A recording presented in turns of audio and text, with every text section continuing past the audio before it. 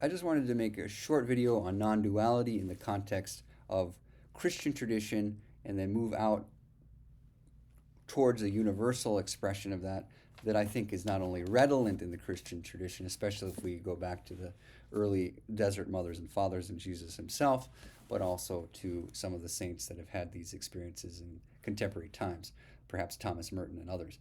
So my book, A Monk's Meditation, The Non-Dual Heart of the Jesus Prayer, Books 1 through 4 compilation, is where I'll be spending a little bit of time today.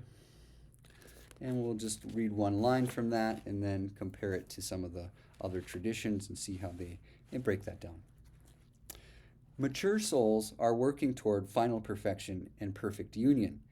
In a sense, such souls have already achieved perfection since their faith and focus are intense enough to have borne the fruit of deep unitive, and I will add intuitive, experience. We should not feel uncomfortable about seeking God above things. Even if others think our decision is laughable, we do not need to be affected by spiritual myopia. Many souls need to challenge themselves to dive deeper. Let our priority be God alone. When we make our heart a paradise for the Lord through constant communion and deep faith, we will begin to mature. And I'll add in full. In that same context, we see the starets of the Eastern Orthodox tradition acting essentially as a guru. In fact, it was traditional for people who took a starets to obey that starets as if they were obeying Jesus, recognizing that that person had achieved theosis and divine union.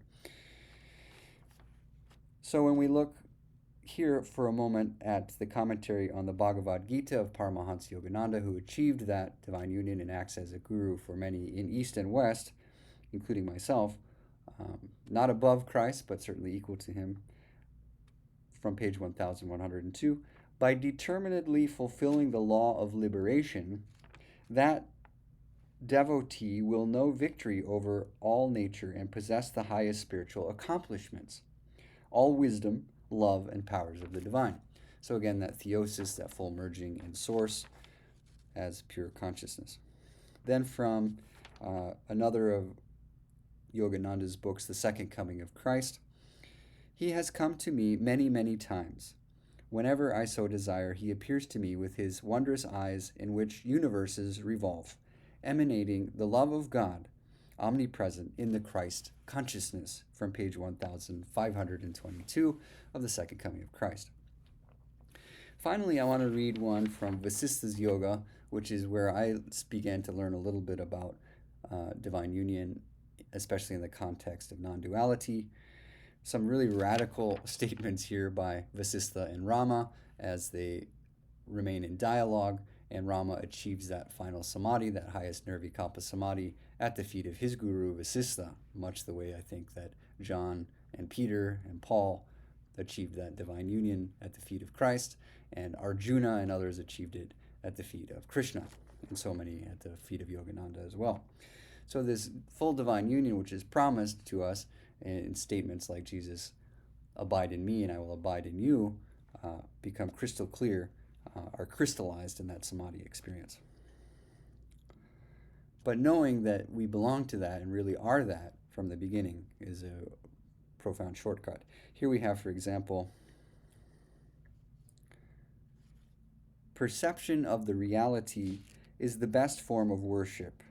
When the Lord exists as the self, only a fool worships others. Profoundly non-dual, and let's break it down a little bit when we look at the last part of it. Worship, perception of the reality is the best form of worship.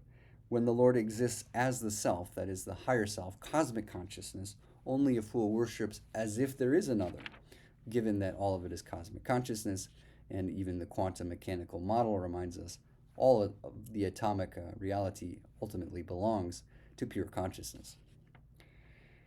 One more, and we'll conclude. I am convinced, O Rama, that the infinite consciousness also is real, alone is real, and that there is no disturbance at all in its nature.